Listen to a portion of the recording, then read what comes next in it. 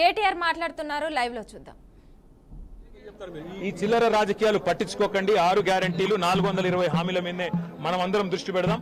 ఖచ్చితంగా రేవంత్ రెడ్డిని, కాంగ్రెస్ పార్టీని తొందరలోనే ఈ చిల్లర రాజకీయాలు అన్ని ముగిసిన తర్వాత ప్రజాక్షేత్రంలో బట్టలిప్పి నించోబెట్టే విధంగా కార్యాచరణ ఉంటది. దానికి మీ మద్దతు పలకాలని రాష్ట్ర ప్రజలకు రేవంత్ రెడ్డి అనే ఒక చిల్లర నాయకుడు, ఒక చిల్లర వ్యక్తికి కేబినెట్ అంటే అర్థం కాదు, కేబినెట్ ఎట్లా పనిచేస్తుందో అర్థం కాదు. ఎందుకంటే ఆయన ఆలోచనలు వేరు, ఆయన ఎజెండా వేరు. ఆయనకు రాష్ట్ర ప్రయోజనాల కంటే, రైతుల ప్రయోజనాల కంటే రాజకీయ ప్రయోజనాలు, రాక్షస ఆనందము, పైశాచిక ఆనందం ఆయనకు ముఖ్యం. ఆయన చిల్లర పని చేసి బ్యాగులు మోసి జైల్లో పడ్డాడు కాబట్టి మా వాళ్ళని కూడా కొంతమంది జైల్లో పెట్టాలనేది ఆయన వికృతమైన ఆలోచన తప్ప ఇంకోటి కానే కాదు. నేను చెప్పేదల్లా ఒకటే, అబద్ధం నిజం నిలకడ మీద తెలుస్తుంది. నిజం కడప దాటే లోపల అబద్ధం అంగిలాగేసుకుని ఊరంతా తిరిగి వస్తుంది అన్నట్టు కొన్ని రోజులు కాళేశ్వరం అని, కొన్ని రోజులు ఫోన్ ట్యాపింగ్ అని, కొన్ని రోజులు ఫార్ములా ఈ అని ఏదైతే డ్రామాలు రేవంత్ రెడ్డి ఆడుతా ఉన్నాడో, ఆయన ప్రభుత్వం ఆడుతా ఉందో, ఇవన్నీ కూడా కేవలం ప్రజల దృష్టి మరల్చడానికి చేస్తున్న చిల్లర ప్రయత్నం. 420 హామీలు, 6 గ్యారంటీలు అమలు చేయలేని ముఖ్యమంత్రి, చివరికి మంత్రివర్గ విస్తరణ చేయలేని ముఖ్యమంత్రి, చివరికి మంత్రివర్గ విస్తరణ చేసిన పోర్ట్ఫోలియోలు కూడా కేటాయించుకోలేని ఒక అసమర్థ ఫెయిల్యూర్ చీఫ్ మినిస్టర్. ఆయన ఫెయిలియర్ ని కప్పిపుచ్చుకోవడానికి చిల్లర ప్రయత్నాలు చేస్తున్నాడు. అంతకంటే చేసేదేం లేదు. కేసీఆర్ గారితో ఇరిగేషన్ గురించి మాట్లాడడం అంటే హనుమంతుడి ముందు కుప్పిగంతులాగా ఉంటుంది. ఎందుకంటే కేసీఆర్ గారికి సమకాలీన రాజకీయాల్లో భారతదేశంలో ఆయనకున్నంత క్షుణ్ణమైన అవగాహన, నదులు, వాగులు, వంకలు, చెరువులు ఏం చేయొచ్చు అనేది, ఏం చేసి చూపెట్టిందో కూడా కేసీఆర్ నాయకత్వం తెలంగాణ ప్రజల ముందే ఉంది. బ్రహ్మాండంగా తెలంగాణను 1 కోటి ఎకరాల మాగాణం చేసి వరిధాన్యం ఉత్పత్తిలో పంజాబ్ను, హర్యానాను దాటిపోయి తెలంగాణ అనే కరువు పాలిత ప్రాంతాన్ని ఇవాళ భారతదేశంలో అగ్రభాగాన్ని నిలబెట్టినందుకు కేసీఆర్ గారికి నోటీసులు ఇస్తారా?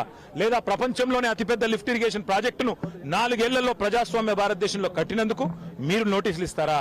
దేనికి ఇస్తారు కేసీఆర్ కు నోటీసులు?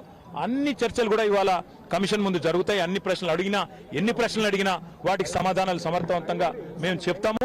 ఇప్పటికే హరీష్ రావు గారి ప్రజెంటేషన్ తోనే కాంగ్రెస్, బీజేపీ నాయకుల ఫ్యూజులు ఎగిరిపోయినాయి.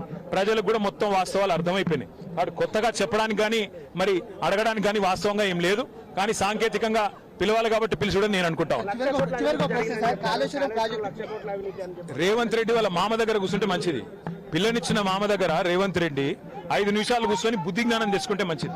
సూదిని పద్మారెడ్డి గారు, గీత గారి తండ్రి, వారు చెప్పినారు 94,000 కోట్ల ఖర్చైన ప్రాజెక్టులో 1,00,000 కోట్ల అవినీతి అనేది ఒక తెలివి తక్కువ అంటున్నాడు. మరి ఆ తెలివి తక్కువ ఆయన అల్లుడు.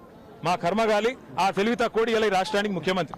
కాబట్టి మేము అనేది ఏంటంటే రేవంత్ రెడ్డి గారు ముందు పోయి వాళ్ళ మామగారి దగ్గర కూర్చొని కొన్ని పాఠాలు నేర్చుకుంటే మంచిది. కాళేశ్వరం ప్రాజెక్టు విచారణ పూర్తిగా అయిపోయిన తరుణంలో మళ్ళీ 2 నెలలు పొడిగించి కేసీఆర్ ను ఇటు హరీష్ రావును పిలిచినటువంటి సందర్భం కనిపించింది. దీన్ని ఎట్లా చూస్తుంది? ఖచ్చితంగా కక్ష సాధింపు, రాజకీయ వేధింపు తప్ప ఇందులో ఏమీ లేదు. నిజం నిలకడ మీద తేలుతుంది. ముమ్మాటికి అల్టిమేట్ గా ప్రజాక్షేత్రంలో, న్యాయస్థానాల్లో ఎక్కడెక్కడైతే ఇవాళ ఈ విచారణను, ఈ వేధింపులను ప్రజలు గమనిస్తున్నారో, 1 కోటి ఎకరాల మాగాణం చేసి పంజాబ్ ను, హర్యానాను దాటే విధంగా తెలంగాణలో వ్యవసాయ ఉత్పత్తి పెంచిన కేసీఆర్ గారి మీద వేధింపుకు పాల్పడితే తప్పకుండా ప్రజాక్షేత్రంలో ప్రజలు బుద్ధి చెప్తారు. 1.5 ఏడాదిన్నర కాలంగా ఒక ప్రాజెక్టు డిపిఆర్ గానీ, కనీసం శంకుస్థాపన గానీ, ఒక ఇటుక పెట్టి కట్టే దాఖలాలు లేవు. ఎట్లా చూస్తారు కాంగ్రెస్ పార్టీ? ఎట్లా చూసేదేముంది? ఇటు కూలగొట్టడానికి వచ్చింది తప్ప కట్టనికి రాలేదు. ఈ పేదల ఇండ్లు కూలగొట్టడం, ఇట్లాంటి ప్రాజెక్టులు కూలగొట్టడం, విధ్వంసకరమైన ఆలోచనలు, రాజకీయ వేధింపులు, కక్ష సాధింపు తప్ప ఈ సన్నాసికి ఏమి చేత కాదని అర్థమవుతా ఉంది. అందులో అర్థం కాకపోవడానికి